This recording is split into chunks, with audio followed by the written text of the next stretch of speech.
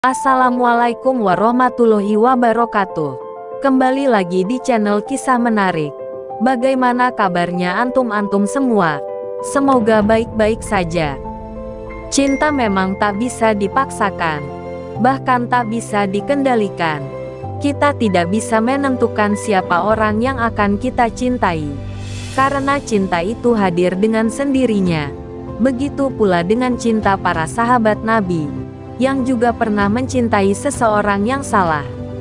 Salah seorang sahabat Nabi Muhammad SAW pernah mengalami cinta yang tak semestinya. Dia adalah Thalhah bin Ubaidillah radhiyallahu anhu. Ia jatuh cinta dengan orang yang tak seharusnya dia cinta.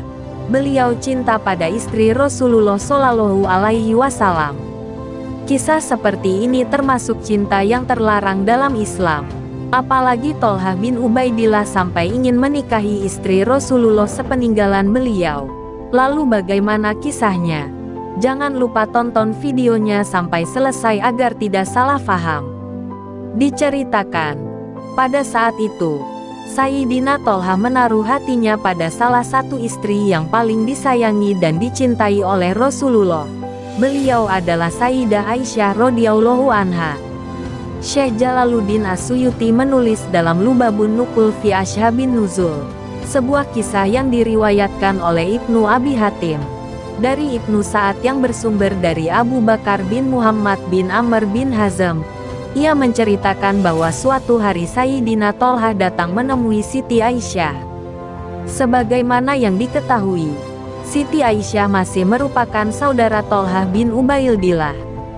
Ia merupakan saudara sepupu Thalhah bin Ubaidillah radhiyallahu anhu, dan Siti Aisyah radhiyallahu anha pun terlibat dalam sebuah perbincangan. Hal ini lalu diketahui oleh suami Siti Aisyah, yaitu Rasulullah Shallallahu Alaihi Wasallam. Ketika Nabi Muhammad melihat hal tersebut, beliau memberi isyarat kepada Siti Aisyah untuk masuk ke rumah. Beliau lalu berkata kepada Thalhah, "Jangan engkau mengulangi tindakanmu itu untuk kedua kalinya." Thalhah bin Ubaidillah pun memberi pembelaan.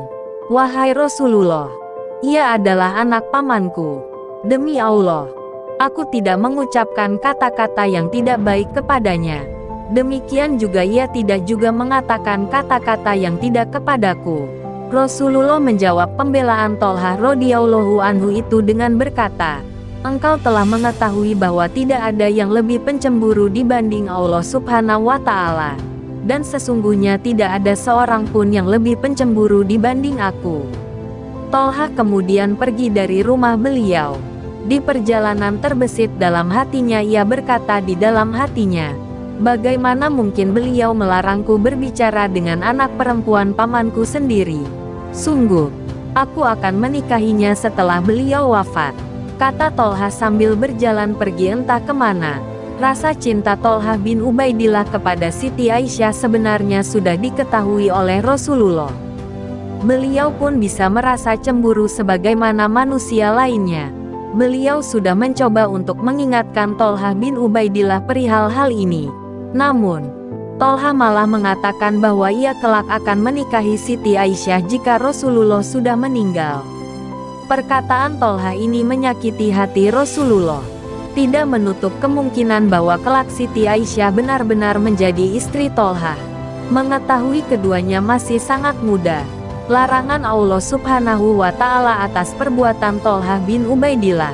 Nabi Muhammad adalah manusia yang paling disayangi dan dicintai oleh Allah. Tentu saja dia tidak akan membiarkan hal yang menyakiti hati kekasihnya itu berlalu begitu saja. Terkait hal ini, Allah berfirman dalam surah Al-Ahzab ayat 53 yang berbunyi, "Ya ayyuhallazina amanu la tadkhulu buyutan nabiyyi ila ayyuzana lakum ila ta'amin ghairu nazirina innahu walakin iza du'itum fadkhulu fa iza ta'imtum fantashiru wala mustanisina li hadis. Inna zalikum kana yuzin nabiyya fayastahi minkum wallahu la yastahi minal haq. Wa iza sa'altumuhunna mata'ang fas'aluhunna min wara'i hijab. Zalikum atharu liqulubikum wa qulubihin. Wa ma kana lakum ang tuzu Rasulullahi wala ang tangkihu aswajahu min badihi abada. Inna zalikum kana indaullahi azima. Artinya, wahai orang-orang yang beriman, janganlah kamu memasuki rumah-rumah Nabi, kecuali jika kamu diizinkan untuk makan tanpa menunggu waktu masak makanannya, tetapi jika kamu diundang, masuklah dan apabila kamu selesai makan, keluarlah kamu tanpa memperpanjang percakapan. Sesungguhnya yang demikian itu adalah mengganggu Nabi sehingga dia malu kepadamu untuk menyuruhmu keluar. Allah tidak malu menerangkan yang benar. Apabila kamu meminta sesuatu keperluan kepada mereka istri-istri Nabi, mintalah dari belakang tabir. Cara yang demikian itu lebih suci bagi hatimu dan hati mereka. Kamu tidak boleh menyakiti hati Rasulullah dan tidak boleh pula menikahi istri-istrinya selama-lamanya setelah Nabi wafat. Sesungguhnya yang demikian itu sangat besar dosanya di sisi Allah. Setelah ayat ini turun dan didengar oleh Tolha, ia pun merasa terpukul dan menangis menyesali perbuatannya. Ia kemudian segera bertobat kepada Allah atas perbuatannya tersebut. Ibnu Abbas radhiyallahu anhu meriwayatkan, sebagai bentuk penyesalan dan tobatnya terhadap ucapannya, Tolha kemudian memerdekakan seorang budak, menginfakkan hartanya di jalan Allah seberat yang bisa diangkut 10 ekor unta, serta menunaikan haji dengan berjalan kaki. Cinta tetaplah cinta. Sekuat apapun kita untuk melupakan seseorang yang kita cinta, jika pada dasarnya sudah cinta maka akan sulit dilupakan. Meski menyesal telah berniat menikahi Siti Aisyah, cintanya kepada istri Rasulullah itu tidak bisa hilang begitu saja. Ia mewujudkan rasa cinta itu dengan memberi nama salah satu putrinya dengan nama Aisyah pula. Putri Tolha itu bernama Aisyah binti Tolha. Ia adalah anak yang cantik, cerdas, dan cemerlang bagaikan permata. Ia pun juga berguru kepada bibinya, Siti Aisyah radhiyallahu anha. Itulah kisah cinta salah satu sahabat Nabi yang salah dalam mencintai seseorang.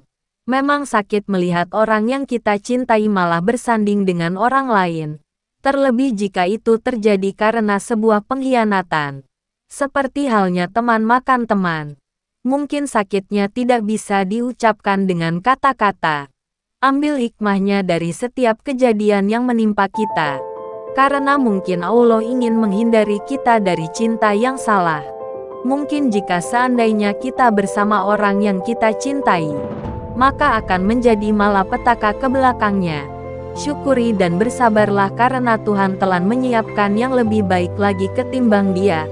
Semoga kita bisa mengambil pelajaran dari kisah sahabat yang satu ini. Kalau cinta tak selamanya harus memiliki. Semoga yang menonton video ini diberi kelancaran dari segala aktivitasnya. Dan jangan lupa sholat. Cukup sekian. Wassalamualaikum warahmatullahi wabarakatuh.